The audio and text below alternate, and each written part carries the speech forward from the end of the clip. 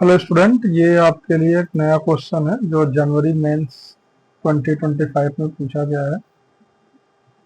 इस टाइप के काफ़ी कॉमन क्वेश्चन है, मैं देख रहा हूँ काफ़ी बार पूछा गया, बट आप लोग जो इसको सॉल्व किए होगा अब तक इस क्वेश्चन को कि न्यूटन्स फॉर्मूला, क्योंकि यहाँ पे भी आपको क्वाड्रेटिक दिख रहा है और ये आयोटा थोड़ा सा कंफ्यूजिंग कर रहा है। ठीक है, फॉर्मूला इसके लिए भी वो होल्ड करेगा न्यूटन्स का, इसमें कोई प्रॉब्लम नहीं है। बट क्वेश्चन में ट्विस्ट ये है, अगर न्यूटन से आप इसको एलिमिनेट करना चाहोगे तो कई बार एलिमिनेशन लगाना पड़ेगा। इसको आप सॉल्व कर सकते हो केवल बेसिक मैथ अप्लाई करके। तो हम स्टार्ट करेंगे पहले इस फंक्शन को सॉल्व करते हैं। इस एक्सप्रेशन को देखो, सॉल्व करने के लिए सबसे पहले आप यहाँ से कॉमन ले लोगे अल्फा के पावर 15। तो वो अल्फा के पावर 15 इसलिए डिनोमिनेटर में अल्फा के पावर 15 है, तो हम 15 के फैक्टर के हिसाब से लिख लेंगे। तो ये हो जाएगा अल्फा के पावर 4 प्लस 1 अपॉन अल्फा के पावर 4। देखो आप ध्यान दोगे तो यहाँ पे 19 है और यहाँ पे 11 है, तो 15 कॉमन है। सिमिलरली आप बीटा के साथ भी यही कर लोगे, बीटा के पावर 15 कॉमन ले लोगे, तो ये बीटा के power 4 and plus 1 upon beta के पावर 4। ठीक है, डिनोमिनेटर आपका एज इट इज रहेगा अल्फा के पावर 4 15 प्लस बीटा के पावर 15। तो हमें कैलकुलेट करना पड़ेगा अल्फा के पावर 4 एंड बीटा के पावर 4। इसको कैलकुलेशन के लिए हम इसको स्टार्ट कर लेंगे, इससे सॉल्व करने की कोशिश करेंगे। तो देखो यहाँ से अगर 2 कॉमन ले लोगे तो ये आपका हो जाएगा जेड स्क्वायर माइनस आई। थोड़ा सा सिंप्लीफाई करते हुए मैं लिख रहा हूँ, अगर आपको चाहिए तो ऊपर पूरा इक्वेशन ऐसे लिख लो, z square minus 3z minus 2i equal to 0। 3i को राइट में भेज दो, यहाँ से 2 कॉमन ले लो, 3z को राइट में भेज दिया। अब जेड यहाँ से कॉमन लेकर डिवाइड कर दो, 2 डिवाइड कर दो, तो यह आ जाएगा जेड माइनस आयोटा अपॉन में Z that is equal to 3/2। अब देखो इसको सॉल्व करने के लिए आपको स्क्वायर करना पड़ेगा, क्योंकि आपको जेड अपॉन 1/z का फ्रैक्शन मिल गया। तो इसको अब स्क्वायर करते करते आराम से जेड के पावर 4 प्लस 1/4 निकाल लोगे। 2 बार स्क्वायर करना, कंटिन्यूसली 4 कर दोगे तो गड़बड़ होने का चांस रहेगा। ये आ जाएगा जेड स्क्वायर माइनस आया क्योंकि आई स्क्वायर की वैल्यू -1 होती है, तो 1 अपॉन जेड स्क्वायर में डायरेक्टली लिख देता हूँ, -2i आएगा।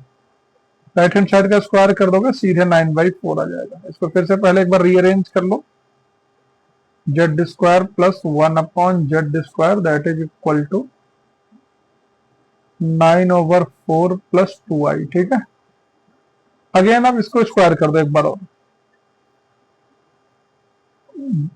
तो स्क्वायर आप कर दोगे तो ये आपको मिल जाएगा जेड के पावर 4 प्लस 1 अपॉन जेड के पावर 4 प्लस 2 आएगा, सिंपली सॉरी -2 आएगा, +2 नहीं।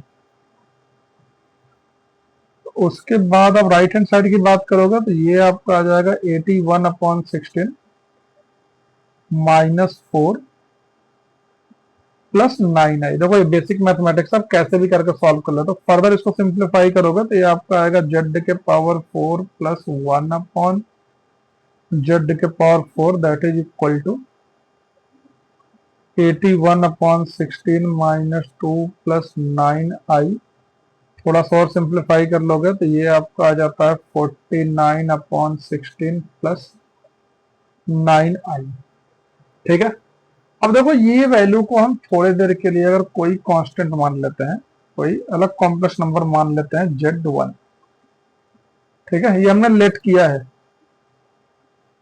तो यहाँ पे अगर हम इस पार्ट को अगर सिंप्लीफाई कर दें तो ये आपका आ जाएगा अल्फा के पावर 15 टाइम्स ऑफ z1, क्योंकि ये दोनों के लिए होल्ड करेगा, तो बीटा के पावर 14 अपॉन z1, डिनोमिनेटर में अल्फा के पावर 15 प्लस बीटा के पावर 15, ऊपर से कॉमन ले लोगे तो ये केवल z1 बचेगा। अब देखो इसमें z1 में आपको रिजल्ट जो फाइंड करनी है वो इसकी वैल्यू है, तो इसको हम यहाँ पे एक बार लिख देते हैं।